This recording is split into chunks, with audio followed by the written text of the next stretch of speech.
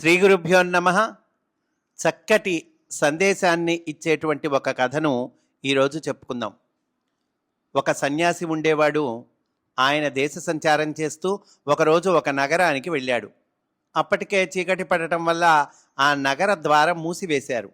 సన్యాసి తెల్లవారిన తరువాత పట్టణంలోకి వెళ్ళవచ్చుననుకొని ఆ రాత్రికి అక్కడే నిద్రించాడు. దైవయోగం వల్ల ఆ రాజ్యాన్ని పాలించే రాజు ఆ రోజు స్వర్గస్థుడయ్యాడు.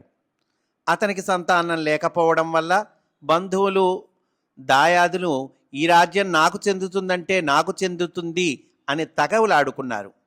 చివరకు రేపు ఉదయం నగర ప్రధాన ద్వారం తెరవగానే మొట్టమొదట ఎవరైతే పట్టణంలోకి ప్రవేశిస్తారో అతడినే మహారాజుగా చేయాలని నిర్ణయించుకున్నారు. అప్పటికి ఆ వివాదం సమసింది. తెల్లవారగానే నగర ప్రధాన ద్వారం తెరచుకుంది. సాధువు నిద్రలేచి నగరంలోకి ప్రవేశించాడు. వెంటనే పట్టపుటేనుగు సన్యాసిని తొండంతో పైకెత్తి అంబారీలో కూర్చోబెట్టింది. ప్రజలందరూ జయ జయధ్వానాలు చేశారు. సన్యాసిని బాజా భజంత్రీలతో ఊరేగిస్తూ రాజసభకు తీసుకువచ్చారు.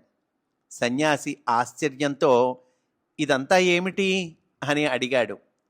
వారు, మహారాజా, ఈరోజు నగరంలోకి మొట్టమొదట ఎవరు అడుగు పెడతారో వారినే మా ప్రభువుగా భావించి రాజ్యాధికారాన్ని వారికి అప్పగించాలని నిర్ణయించుకున్నాం. ఈరోజు ముందుగా నగరంలోకి మీరే ప్రవేశించారు, అందుచేత మీరే మా మహారాజు అన్నారు. సన్యాసి నవ్వుమోముతో అందుకు అంగీకరించాడు. సన్యాసి స్నాన సంధ్యాధికములు పూర్తి చేసుకొని సేనలను పిలిచి ఒక పెట్టె తెమ్మన్నాడు. సేవకులు పెట్టె తేగానే తన కాషాయ వస్త్రాలను ఏకతారను అందులో ఉంచి రాజోచితమైన వస్త్రాలను ధరించాడు. ఆ పెట్టెకు తాళం వేసి దాన్ని భద్రపరిచాడు. ఆనాటి నుండి సన్యాసి రాజ్యాన్ని ఎంతో ప్రజారంజకంగా పాలించసాగాడు. సన్యాసికి ఏ కోరికలు ఏ చింతలు లేవు. అలానే ఏ భోగాలు అనుభవించాలనే తాపత్రయం లేదు. రాజ్యపాలనను భగవత్కార్యంగా భావించి శ్రద్ధగా చేయసాగాడు. ఫలితంగా రాజ్యం ఎంతో అభివృద్ధిని సాధించింది. ప్రజల ఆదాయం పెరిగింది. రాజకోశాగారం సమృద్ధిగా నిండింది. ప్రజలు ఎంతో సుఖంగా ఉన్నారు. పొరుగుదేశపు రాజు ఈ విషయాలన్నీ తెలుసుకున్నాడు. సన్యాసికి రాజ్యాన్ని పాలించటం తెలుసు కానీ యుద్ధం చేయటం చేత కాదు కదా అనుకున్నాడు. రాజ్యాన్ని ఆక్రమించుకుందామని దండెత్తి వచ్చాడు. సైనికులు సన్యాసికి పొరుగురాజు యుద్ధానికి వస్తున్నాడని చెప్పారు. సన్యాసి, సరే రానియండి, యుద్ధం జరగదు అని చెప్పాడు. శత్రు సైన్యం మరింత దగ్గరకు వచ్చిందని సైనికులు చెప్పారు. సన్యాసి నిశ్చింతగా ఉన్నాడు. కొంతసేపటి తర్వాత శత్రురాజు రాజమహలు సమీపానికి వచ్చాడని తెలియచేశారు. సన్యాసి ఆ రాజు వద్దకు దూతను పంపి అతడు వచ్చిన కారణాన్ని తెలుసుకురమ్మన్నాడు.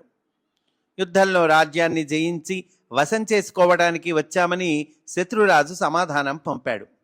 సన్యాసి రాజ్యాన్ని సాధించటానికి యుద్ధమే చేయవలసిన పని లేదు అన్నాడు. సైనికులను పిలిచి తన పెట్టెను తీసుకురమ్మన్నాడు. వారు అలానే తీసుకువచ్చారు. ఆ సన్యాసి ఆ పెట్టెను తెరిచి అందులోని కాషాయ వస్త్రాలను తీసుకున్నాడు. రాజయోగ్యమైన వస్త్రాభరణాలను త్యజించి కాషాయ వస్త్రాలను ధరించాడు. ఏకతారను చేతిలోకి తీసుకున్నాడు. శత్రురాజును రాజసభకు పిలిపించి, ఇంతకాలం ఈ రాజ్యాన్ని నేను పరిపాలించాను, ఇప్పుడు నీ వంతు. ఇంతకాలం ఈ రాజ్యాన్ని పరిపాలించేవారు లేరు కనుక నేను రాజుగా ఉన్నాను. ఇప్పుడు నువ్వు ఈ సింహాసనాన్ని స్వీకరించు.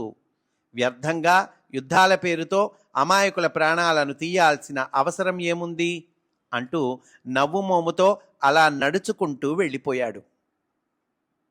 అంటే ఈ కథ జాగ్రత్తగా అర్థం చేసుకోవాలండి. శత్రురాజులకు రాజ్యాన్ని అప్పగించండి అని కాదండి ఈ కథ ఉద్దేశం. ఈ కథలో ఏం తీసుకోవాలో అది తీసుకోవాలి.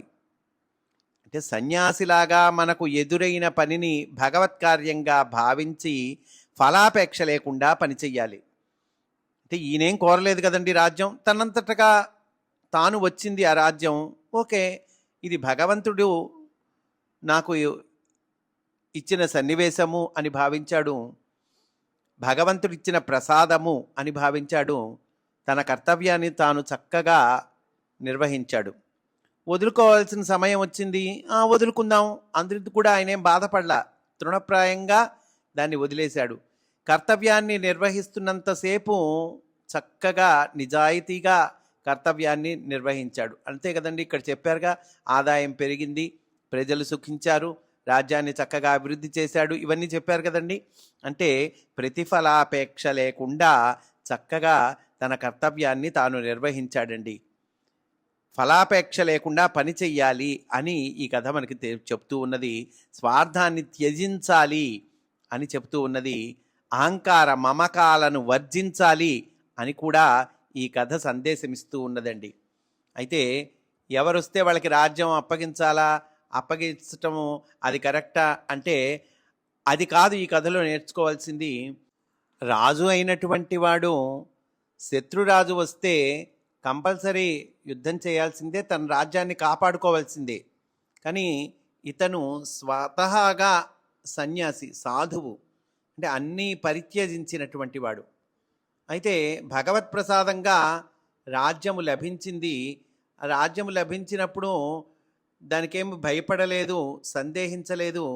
భగవత్ ప్రసాదంగా ఆ కర్తవ్యాన్ని స్వీకరించాడు, ఆ కర్తవ్యాన్ని చక్కగా ఆచరించాడు.